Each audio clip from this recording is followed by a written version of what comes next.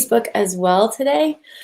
Welcome to the Showing Up podcast. I'm Lindsay Dyer. This podcast was created to help us all step up to our highest potential. And today we're talking about a subject that has been incredibly difficult for me to really grasp. And so I'm so honored to have Jed Dorsheimer on and also be moderating this conversation with my life partner, Rob Tordy, and my bestie on Clubhouse, Elise, who are all brilliant in their own rights. So I'm about to bring them on. Meet Jed. Say hello. Hello. Meet Elise and meet Rob. I'll first start with everyone's bio. So Jed is a policy expert. He is the global head of sustainability and research for Canaccord Genuity. His focus on systems analysis combined with applying the laws of natural science has resulted in a truly differentiated and often contrarian view of value creation on Wall Street. This unique approach has led to identification of several secular trends, including smartphones and LEDs. Jed is driven by the application of science to decipher between what is sustainable investing strategies and what is just greenwashing. As a way to improve resource allocation, Jed is advised on the United States Department of Energy under President Obama and has held roles in Acuity Brands, a 500 Fortune company.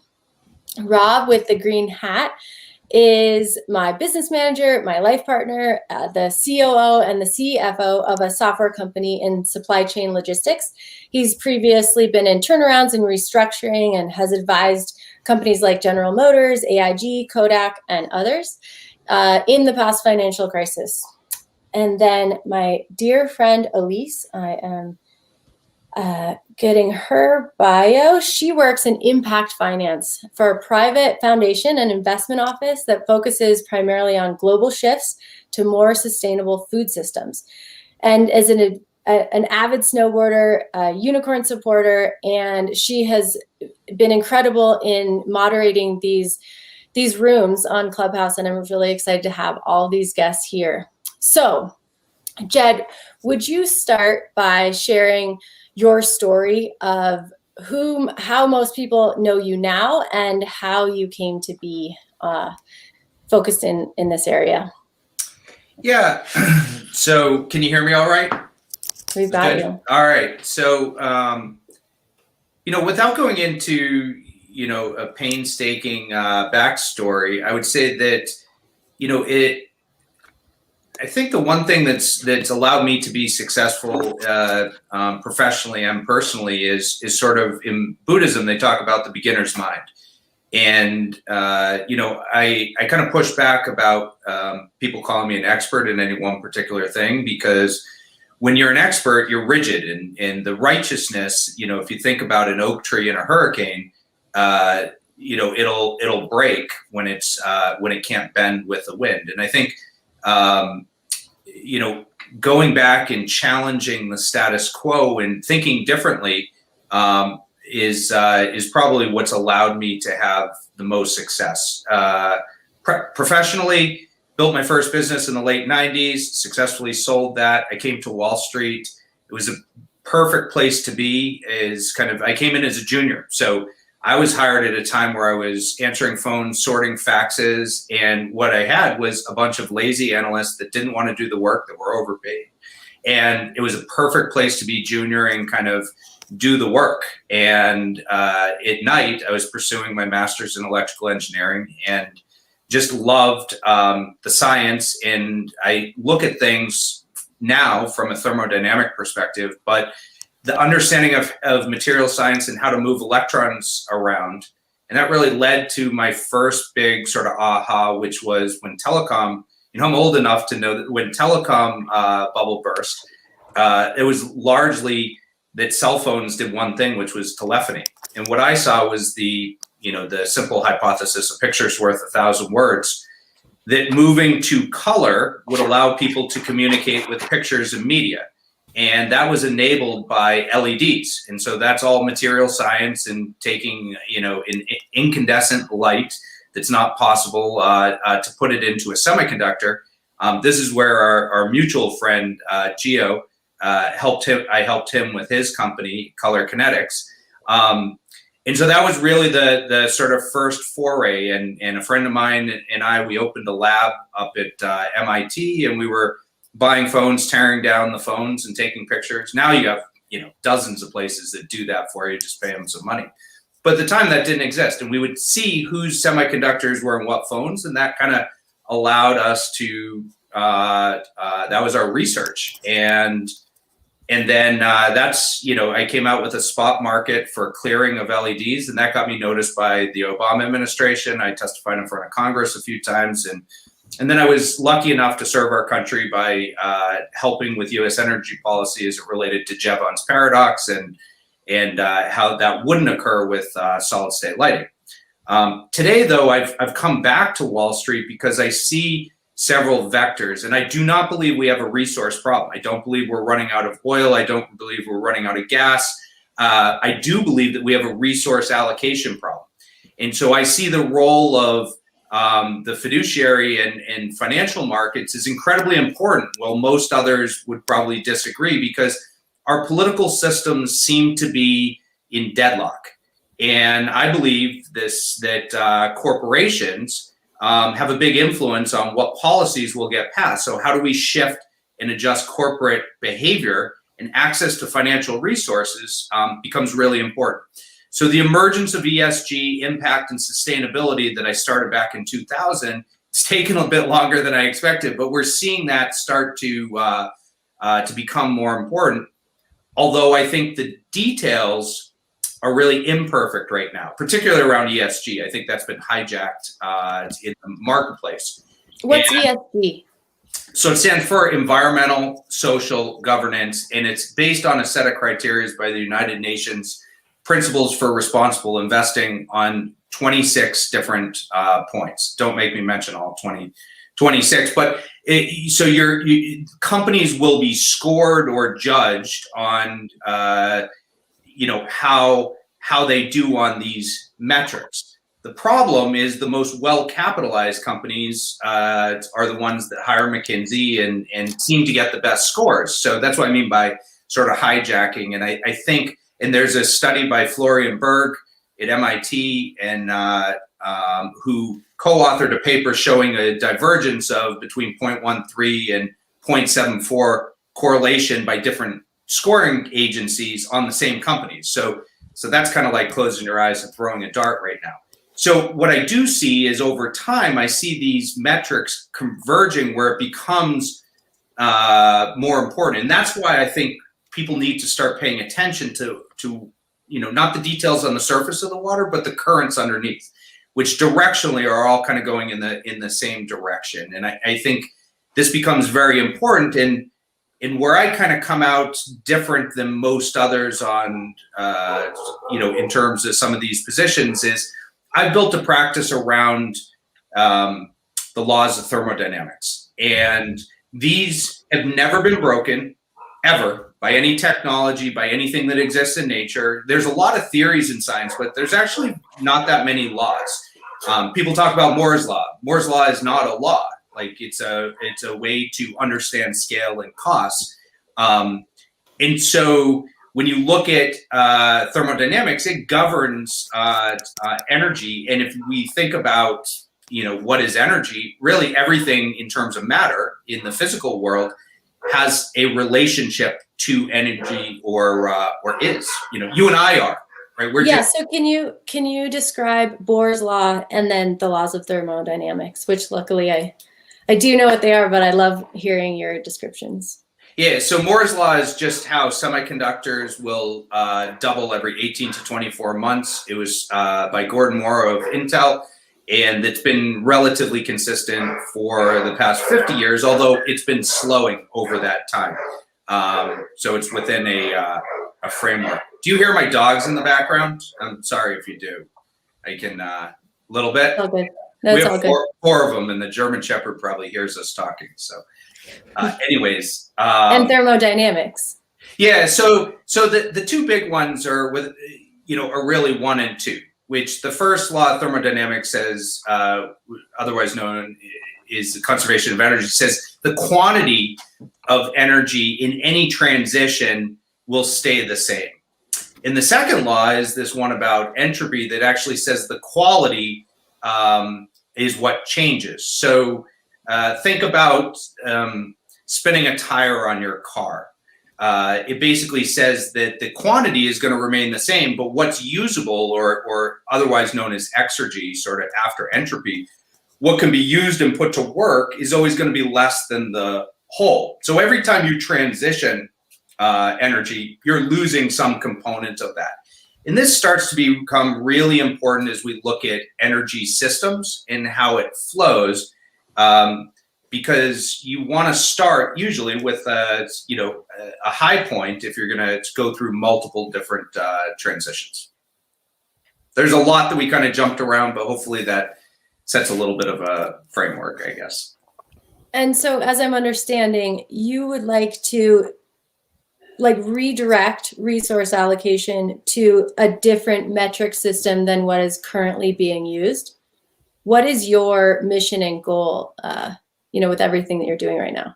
Well, I think so if we just look at different clean technologies, for example, one of the things that I think there's a lot of really good intentions. I think generally all people are good, with the exception of maybe a few that have chemical issues, but generally speaking, people want to do good. And we're seeing that in spades in terms of these movements. However, it is important to recognize the difference between sort of subjective truth and objective truth. And this is where science comes in, and so if we look at subjective truth, it might be an example of, astrology versus astronomy.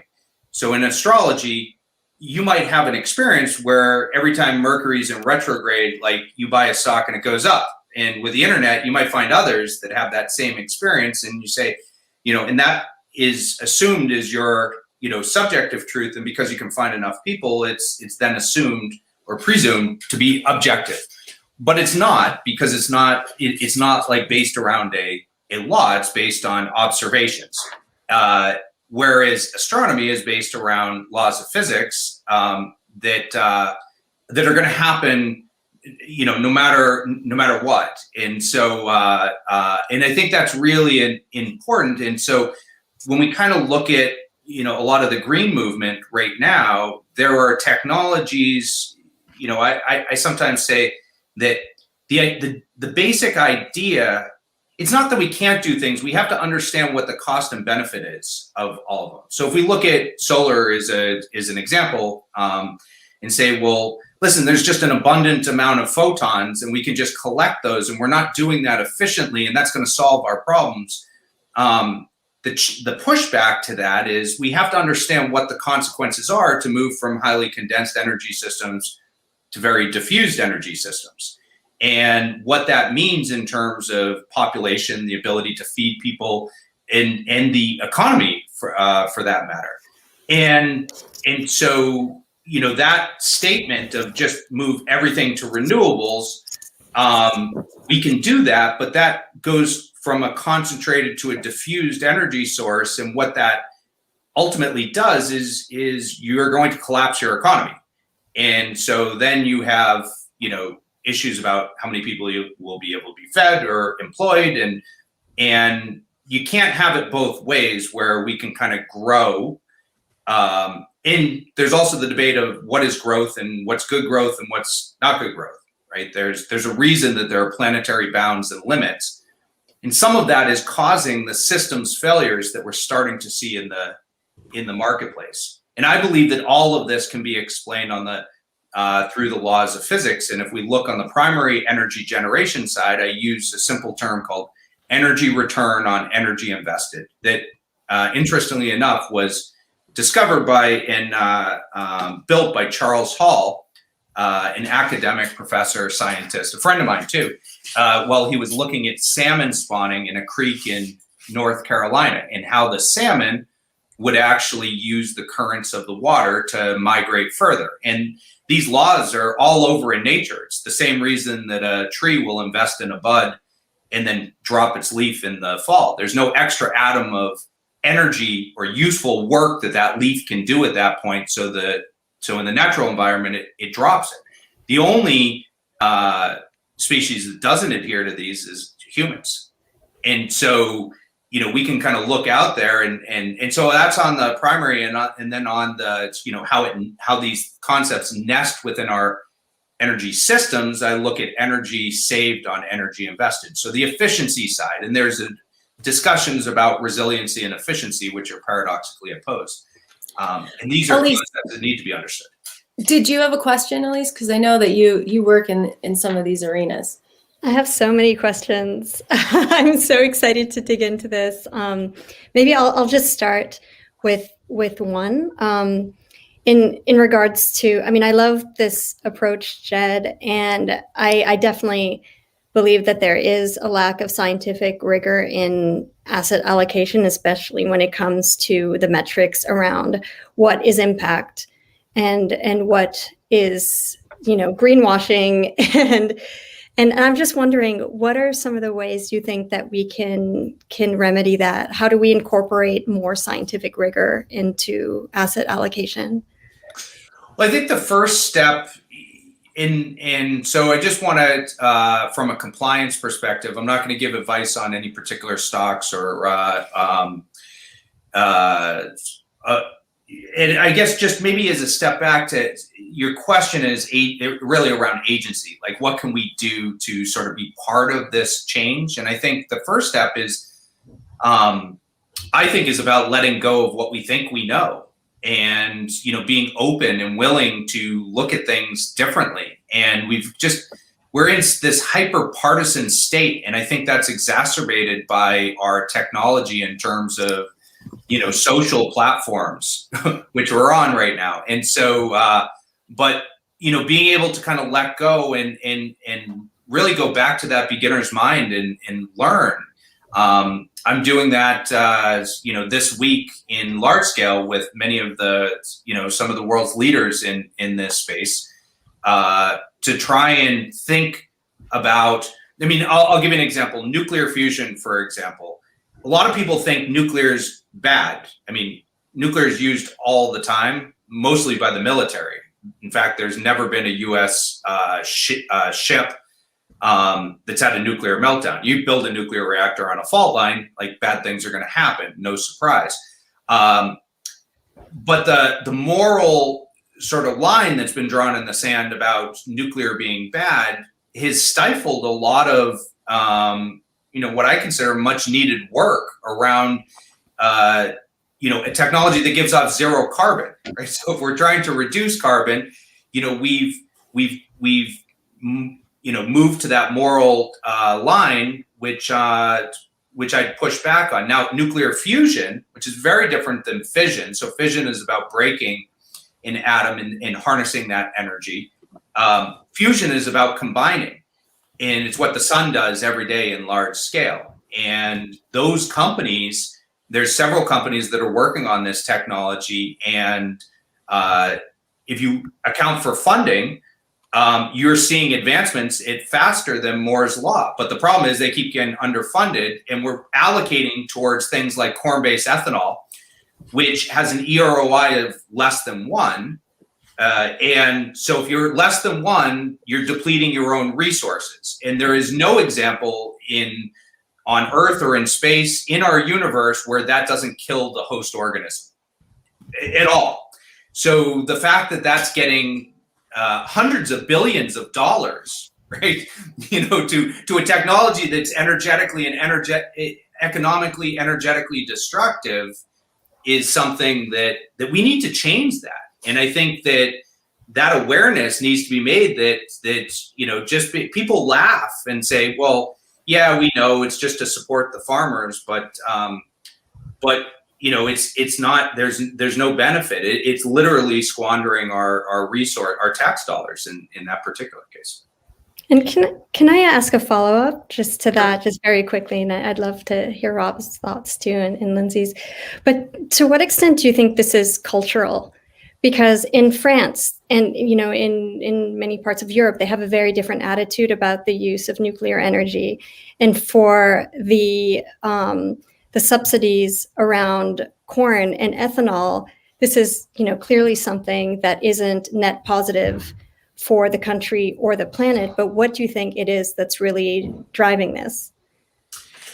So there's definitely different attitudes globally, as well as age related too. And I think a lot of it is just, and by the way, I'm not like, hey, pro-nuclear, like this is, my point is we need to understand the science and the limitations of each energy source, whether it's solar, whether it's wind, whether it's natural gas, whether it's geothermal, whether it's nuclear, it's oil, coal, nuclear fusion. All of these are going to have different components and be used differently within the framework of being able to provide and utilize energy. And so my point is nothing should really be off the table.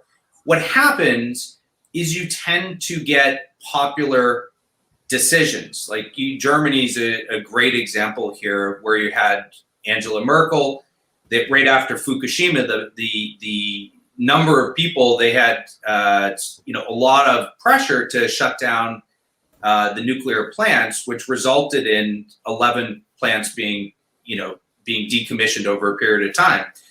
But we have a great example of what's happened after that. And I think it's almost like 50% increase of electricity prices. You have a lot more renewables, but there's an adherence on, coal that's increased, which has increased the carbon footprint is just in Poland. And so one could say, well, like, this is a classic example that we kind of saw with COVID. We are all in this together. Like, literally, you can't sweep stuff under the rug, with, human-made lines in terms of a boundary. That's not how climate works, right? And so we have to look at what is the consequence of our actions and take the dogmatic good versus bad out of this and just look at it as is. And I think that's where rigorous science and an understanding is really important. And I do worry that, I was listening to Sam Harris on Clubhouse the other night, and I'm a huge fan of Sam's. And I do worry that in our current environment, the pressures are limiting science. As I was taught, the scientific method is to come up with a hypothesis and try and disprove that. And then you can accept the null within a confidence interval. But what I see large scale is confirmation bias to kind of cherry pick and support a thesis, and that can get us into a lot of trouble. Jed, can you give us an update on the current science around nuclear fusion? I think it's been, I think from my perspective and my research, it was kind of like hey, this is 50 years out there, and there have been some recent interesting developments which have maybe brought forward that timeline. Can you speak to that? Yeah, I mean, I think in my day job, I work at Canaccord Genuity, and I run the sustainability on the research side for the firm. We'll be hosting a conference and have several of the world's leading nuclear fusion companies. And I think where it's a lot closer. So, looking at any new technology and kind of making the predictive analysis of when we'll start seeing it commercially available is really important to understand what the ecosystem looks like. I mean, it's important to understand that Facebook was not the first social media platform. And so what existed that allowed Facebook to kind of take off and be successful? And similar with an iPhone or the iPod, Sony was many years before. I remember my first it looked like a Wrigley's pack of gum, MP3 player, but it didn't work. And so you got to look at what are the technologies that allowed Jobs at Apple to kind of have those vectors converge. And so in the same way, we need to do that same analysis with respect to fusion, for example. And you can say, well, how does the role of computing power and artificial intelligence play in? So we've had the development of all these things. And I think what's publicly available right now is the talk that by 2030, you could see these potential reactors in the marketplace, which is potentially game changing, because when you look on order of magnitude, the scale that offers is somewhere over 200 to 1 in terms of an EROI versus wind of sort of 18 to 1, oil of 15 to 1, coal of 17 to 1. And then you got to look at the solar at 7 to 1. So when you look at that, it's really the only technology that has the potential to be kind of like quantum computing in terms of orders of magnitude greater to change things. Did that answer your question, Rob? Yeah, for sure. I think also just thinking through like the positive cascading effects of that technology. I guess I've got the follow-up question would be how would that fit in, or how does nuclear fusion fit into the current electric grid? Is it something that would be able to be easily integrated in, or are we talking about like essentially needing what's going on in the electric vehicle space now with like wholesale changes to the distribution of from moving from gas to electric vehicles? Yeah, I mean, this is just my personal opinion. It's that I'll express here. I don't believe our kids will have a planet without getting this technology. So I don't think we can do that, or it will be a contraction of population that is just horrific to contemplate. And so I think it's really critical, and I believe that it opens up many doors as you talk about electrification of vehicles, which I think is really important. That's kind of falls on the efficiency side of things. And you're looking at, there's going to be a greater reliance and a push on our grids, which, by the way, just failed massively in Texas, right? And you start to look at like what, we're going to place greater loads on the electricity generation, particularly in order to try and decarbonize. So I think it's game changing in a positive way that will allow civilization to continue to prosper, in my opinion. And as far as the recent crisis in Texas and the vulnerability of the energy grid, what are the other spots within the electrical grid that you feel like are supremely vulnerable? Well, I think that needs to. So there's a basic discussion of resiliency versus efficiency. The two are diametrically opposed. The more resilient a system is, the less efficient you're going to be, because you're building naturally, right? You're building redundancy into it. So if you're perfectly resilient then you're by nature really inefficient. And so there's this, let's take, a seed of corn, for example. Let's say we come up with some super, Frankenstein corn that's massively efficient, right? It can grow with the least amount of water and sunlight. And so let's say our entire food crop of corn shifts over to this one seed. And everything moves over because it's so economically efficient. Why would a farmer want to grow anything else? But if a pathogen comes and develops to kill that seed, then your entire corn crop could go away. So diversity here is really important in any system, to understand that resiliency and efficiency are a conversation. So we have to look at how much can we move up on the efficiency scale, but not give up too much, or what are we willing to give up in terms of the resiliency side of things? And those are conversations that need to be had, particularly when we're looking at of large scale systems that are changing or always in flux, but now it's, there's sort of an increased need to look at how we can do things differently. And what you describe is essentially what we have with the global banana population, with the single quote Cavendish banana that's vulnerable to this type of pathogen. So that'll be interesting to see how that kind of develops, because the banana population previously was this Pierre Michel banana, which was wiped out and was replaced with essentially the Cavendish banana. Interestingly, so I did not know that, and that is fascinating, actually, and I actually want to follow up with you and learn more about that. Yeah, it's a pretty cool, interesting topic. The backup banana currently is like an apple banana, which tastes nothing like the current banana. So.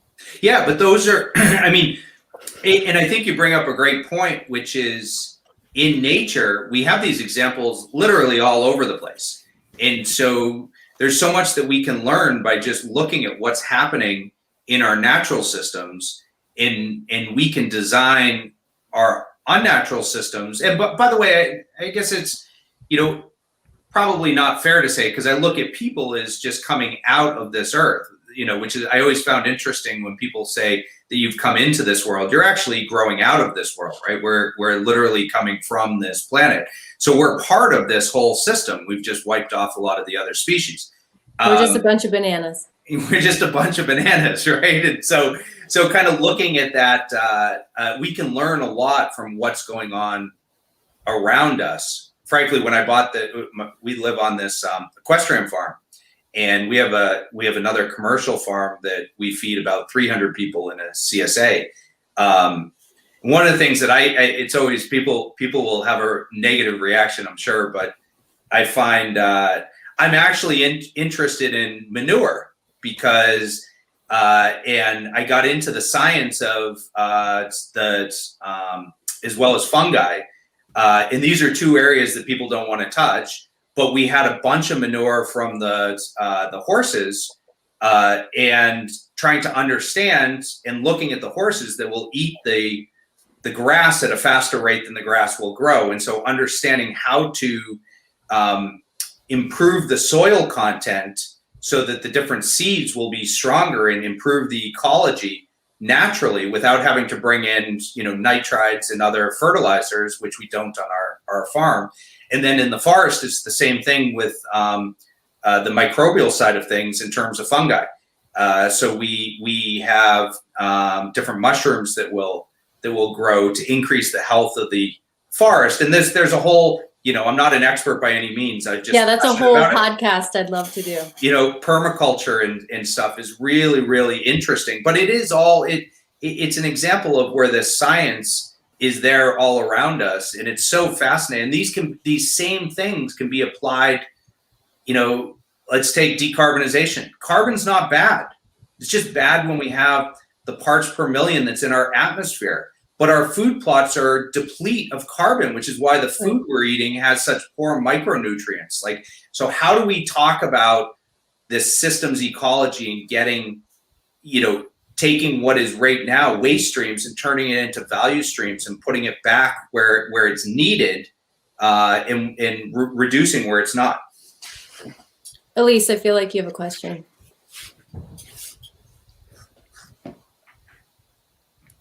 I'm curious to know, given your background working in government, are there any national security threats that you think are being neglected?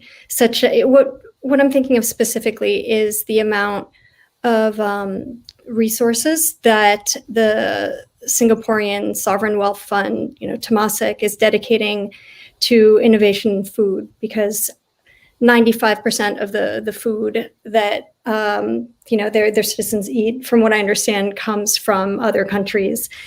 And farmers are revolting in India. Do you think that there are certain threats in regards to like planetary risk that maybe the US government isn't addressing or giving resources to the extent that they should be? And pandemics, of course. a lot of them resulting from animal, like confined animal operations, things of that nature. Is there anything that comes to mind that you'd like to see better resourced? So I think it's a good question. Just to take a step back, I had the opportunity to serve in a way to help for a couple of years on energy policy around solid state lighting. And so I wouldn't necessarily call myself an expert in the broader sense of, policy work, but I would say that generally speaking, though, if we just take a step back, I think we need to understand root causes much better. And our neoclassical economic systems are built on faulty logic. And when you misunderstand the productive function, then you're automatically going to get a poor distribution function. And so the idea, for those who aren't familiar with what I just stated, is that our current economics say that we start with labor and capital, and we give energy less than 10% of value. But labor, last I checked, without energy is a corpse, and capital without labor is a sculpture. And so we have to look at I think that we need to come back and look at systems from the bottom up and how we can do things better. And I think ultimately, like, I come back to like John Lennon's song, like there's different vying interests around the world that have different motives. Ultimately we really are all in this together. And so I think we need to sort of come back and look at what are our movements, and like what are the likely outcomes from that. And I think if we're building castles in the clouds and not understanding that, the bedrock, it sets us up for, some pretty significant problems. I think I dodged your question pretty well there, but hopefully. So Jen, what's the principle behind it that I think is interesting? Yeah. What I'm hearing from you is paradox, almost in every arena. Paradox of the partisan system we're in, the moral overtones versus the science, and it seems like, I feel like one of the reasons I want to have these conversations is because just my brain versus your brain, the creative versus the scientific, and coming to a common language where we can all see one common strategy that works, like you said, foundationally. So would you talk a little bit about your motivation? When Jed and I first started talking, he let me know that for me as an athlete, I'm looking to be part of the solution, right? And help spread the positive solutions that are real and that we can depend on. And Jed is so good at educating me around just how complicated all of these solutions are. So Jed, would you mind talking about, again, where your motivation is in what your vision is for why you've sort of tackled this really difficult problem, and a little bit more about your backstory. And also I want to get to the event that you have created with some of the most powerful energy people and companies in the world that is coming up on the 4th. Yeah, I think, I guess my personal philosophical worldview, without getting into how I necessarily got here, is just, I think everyone's given a gift. Actually, Dr. Wayne Dyer, the late Dr. Wayne Dyer, I think does a great job in a beautiful way talking about this. And he talks about this book by Leo Tolstoy called The Life and Death of Ivan Ilyich. And in that, the title gives it away. But in the book, there's this gentleman, and in Russia in the early 1900s, and it's fictional, but he hates his wife. He despises her because he feels that she pushed him into a job and a role that wasn't true to him. And he lives his life in constant regret and just a negative ball of energy. So much that when he falls trying to put up a curtain and breaks his back, and his when he's on it in his bed, he's got this servant, and the servant's like gleefully running around, and he's just hates him too because he's happy. And on his last breath, he looks at his wife that he's hated all these years, and he this thought comes across, and he in the book, and it's like, what if I've lived my life wrong? And so I think we all get there. The question is, do we have time to do something about it in the life? And I believe that in order to keep something, you have to give it away. And I think your comment about paradoxes is, at least in my experience, apropos. And so I'm not sure whether or not I'm right or whether I'm wrong. I am passionate, and I am curious, and I love learning. And I do see, a lot of dogmatic righteousness that is very addictive and kind of. Could you give us an example of what you're seeing in those terms? Well, I mean, you're seeing, what Sam Harris calls emergent religions popping up all over the place, which is not based on data. So it's like, I've had an experience subjectively, and you've had an experience subjectively, and we find each other, and we believe the earth is flat, for example, based on our, experiences. And if you don't believe me, I'm going to kill you. Like, that's probably the most classic, and you're seeing this play out wide scale. I mean, I see it, people, you watch one news network versus another news network, and you think you're living in a completely different world. And in many cases you are. So you're seeing echo chambers that are exacerbating. And I guess my mission, if you will, is to try and, there's an area that I'm quite interested in terms of energy systems, and being able to share with people who will listen, right? And I'm not saying it's right or wrong, but it is built around some really strong science. And I've always found that it's useful to surround yourself with people smarter than you.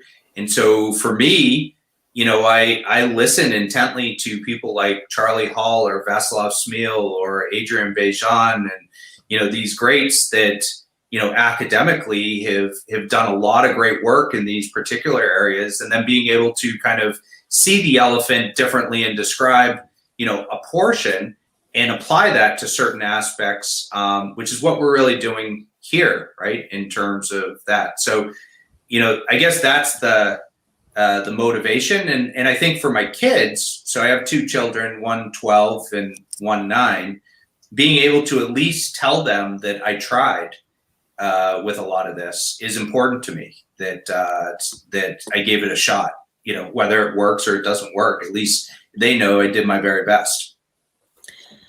Thanks for sharing that. So what I think I'm hearing is that your vision for the future of energy would be in fusion. However, it's not here yet, and you're looking to reallocate the resources that do exist into the right funnels. Is that safe to say? Yeah, and I wouldn't say I think that is a critical component that we have to get to, yes. But it doesn't mean that it's a winner take all. I think that there's when you look at and by the way, you're just talking about the primary energy generation sides there. But even there, I think that, having an understanding of natural gas, LNG, oil, it's not like there's a need for these. And they all have their place. And what you're seeing is just as I said, everyone and every technology has something to give. And I think part of the problem is that the understanding that, if you look at most oil companies, they don't want to be in the oil business anymore, right? So that could be problematic, right? And so I think recognizing where things fit and the place and the value of the different technologies and it's equally and frankly even more exciting on the efficiency side of the equation, in terms of looking at the different technologies that are being developed and how we should be thinking about these in this context. Jed, could you go back to the metric that you were using in order to rank all of these? I think you called it EROI. Is that the effective RO, like return on investment? Yeah, so if we got to a single currency, then EROI would be ROIC. But if you take EROI, and this is not my work. This is the work of Charlie Hall and many others who have. And what does that stand for? So energy return on energy invested, or energy return on invested. That's my biggest takeaway so far. ROIC is return on invested capital. And so yeah, it's a pretty good scaling mechanism to kind of, in Charlie's work, he talks about, the basic threshold for a society is we need 5-to-1 ratio. So it gives a scaling mechanism in terms of what is the energy that you're investing in and what it's returning. And anything that's living, you need something that you're not depleting your resources. So it needs to be above 1. A hawk, for example, is not going to fly from one branch down to the ground unless it sees that there's some type of return or probability of return that it might get in terms of the energy that it's going to by killing a mouse or a snake, for example, right? So these would be examples where a tree is not going to hold a branch if the photosynthesis of that branch isn't contributing to the overall good of the system. And if it's not above 1, then it will drop it. And you see that all the time if you go for a walk. And so how is that in our terms, on for example, the 23 points, could you give us a few of those examples that these are being the metrics? So 26, and it's not like this isn't in there right now. So you're kind of looking. What would you like to see? I think that on the energy side of things, we need to look at things through this lens. You need to look at, I would like to see, and I think this is being discussed, but I would like to see SASB and GRI make sure that companies report in a way that that this analysis can be broader, and people can start looking at companies and judging them on this work versus. So right now, I think generally we want to decarbonize, and that's a good thing. I'm very for that. But a question would be, if you have to build a new, let's take a windmill, for example, and that has like an EROI of about 20-to-1. But you have to look at the embodied energy that goes into the steel production to make that tower, as well as the carbon fiber for the blades. And you have to look at that and all of the labor that goes within that supply chain to make that product that's going to yield some type of return. Now, in that case, it's actually a real positive. Onshore wind has a very high EROI. Now, to make it reliable power because of the intermittent nature, then you're going to have to add different batteries or hydrogen, some type of backup source of energy storage. And so then you have to look at that in the context and compare, relatively speaking. When we look at a electric vehicle, for example, it's not fair to look at it rolling off the assembly line. What's fair is to look at how much energy went into that battery, and how does that compare to an internal combustible engine, for example. And so there's a lot of these things where, depending upon where you start, but if you go all the way back to the beginning and you look at that entire life cycle analysis, it's really important, because you could look at a technology that yields great results, on surface, but when you really dig in, it takes a tremendous amount of energy that negates the benefits, and that needs to be well understood throughout that entire supply chain. Exactly. Elise, did you have a question? I actually, I was DM'd by somebody in the audience that has a question. So I don't know if you want to bring this person up or wait till later? No, I think this would be a great time. Great. Hi, everybody. Okay. Oh, there's Grant for the question. Hi, Grant. And oh, Mark DeJong also, who I know from school. Hi, Grant.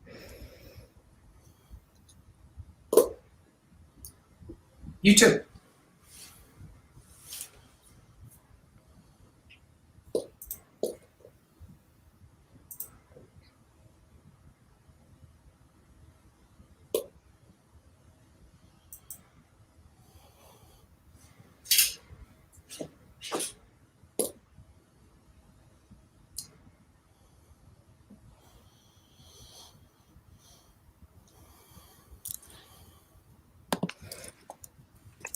So the company that, thanks for the question, Grant. The company is TerraPower in, I think, Washington. And it has, I think, a traveling reactor technology. I think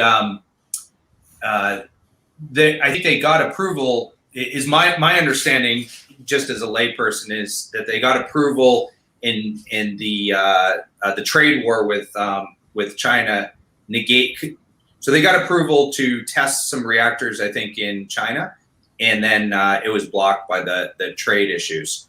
And I'm not sure where they are right now. So I'm not that close. I think nuclear should have a spot at the table and that would be fission in terms of that side.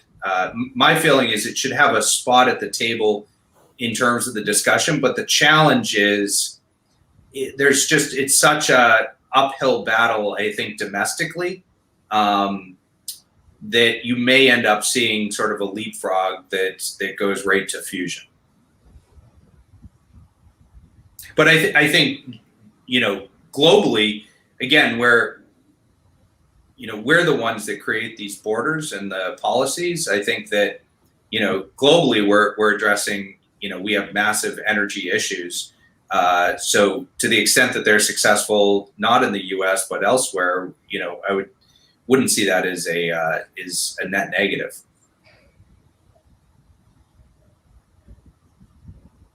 No problem.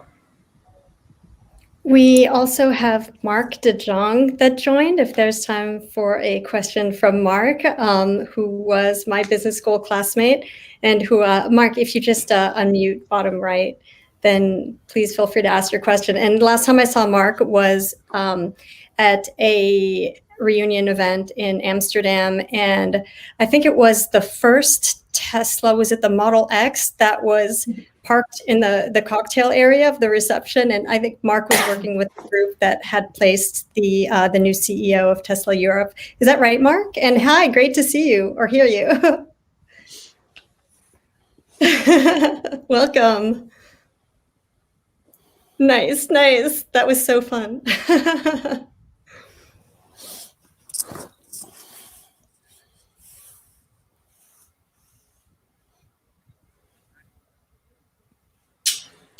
Yeah, so I'm just going to repeat the question because we're recording in a few places. So we're looking for Jed's thought on hydrogen.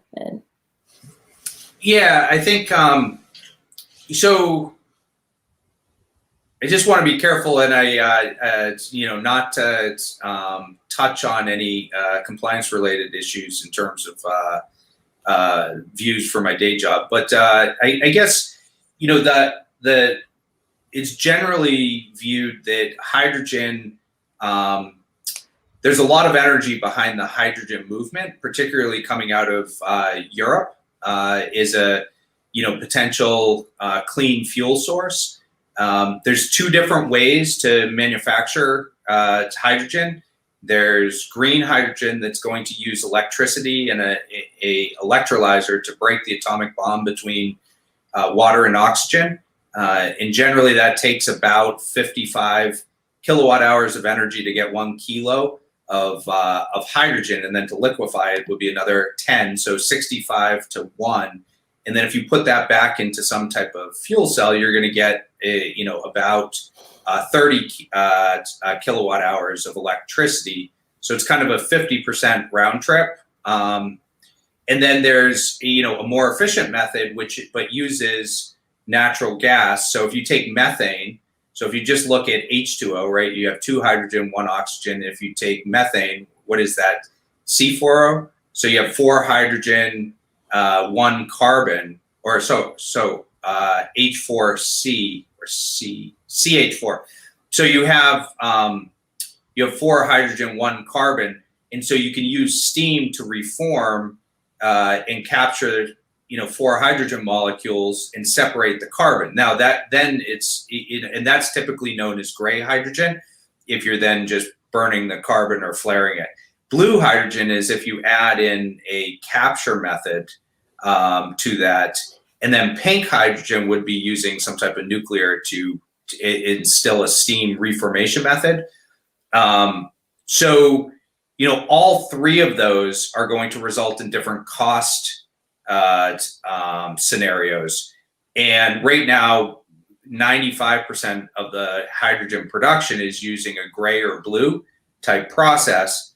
And I think if you looked at diesel that you would be replacing in a mobile application, call it $3 a gallon with a kilo of hydrogen, it's still about 3 to 4 times more in terms of cost, and then green would be above that. So there is a lot of money behind that. I think it looks to be a very promising way for the oil and gas industry to take a cleaner approach. So I see that money kind of getting behind the hydrogen effort, at least on the reformation side of things.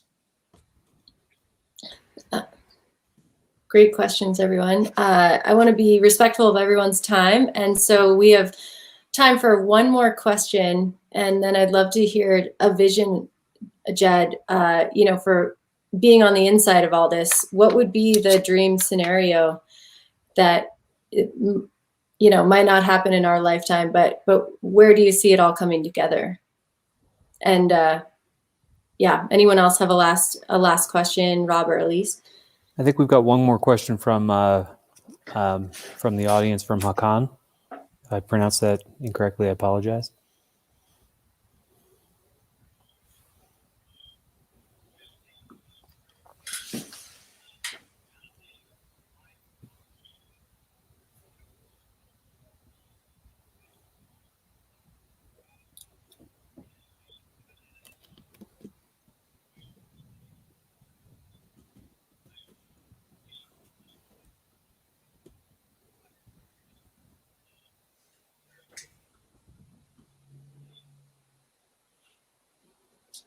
Yeah, so just to repeat that question for our other recording is, where is our individual responsibility in shifting on an individual level? Great question, Hakan. So I think in terms of individual agency, we all have to remember we have a ton of choice in our actions, as well as where we spend our money. And so that creates a lot of power in terms of and recognize that the communities that we're in are really what we create. And so everybody does have a role in terms of what we choose to do. I think it's also important, though, that I can see that there's paralysis that can happen where we live in we don't live in a bubble, and so we have to operate within this world. And so that doesn't mean that that we can't. I mean, there's a lot of judgment right now that I see in terms of, oh, you went on that flight to go on that trip. Look at the carbon imprint that you left, right? Or I'm good because I drive a Prius or a Tesla, right? And you're bad. And I think that we need to step away from that. Like, I don't see that as a net positive at all. Like, we are kind of all in this. A lot of, what people would deem as good might actually be contributing to the problem. Like, that's one of the things I was saying is, like, you could be out there and righteously think that what you're doing is actually the best thing, and it could be part of not unknowingly like contributing to the problem if we deem the problem in terms of a carbon perspective.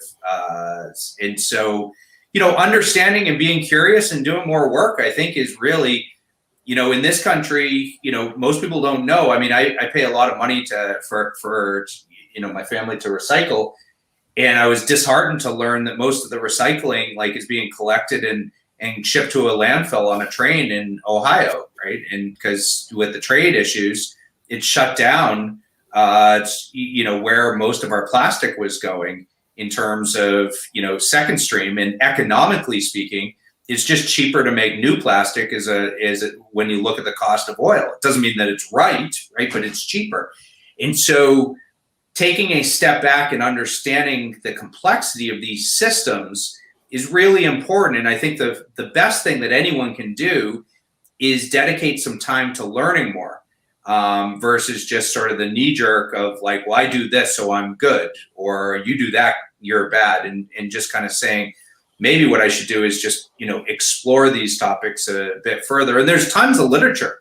I mean, that's the beauty is there's a lot of brilliance out there. And so, I think if I could leave everyone with this, I'll leave you with some different books that I've found to be incredibly helpful. Kerry King at University of Austin has written the book, The Economic Superorganism.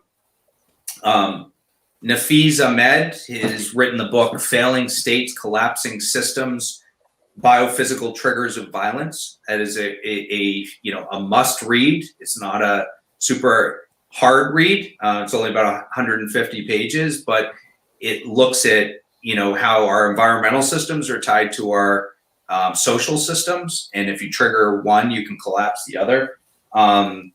Energy and Civilization by Václav Smil. Energy and the Wealth of Nations by Charles Hall.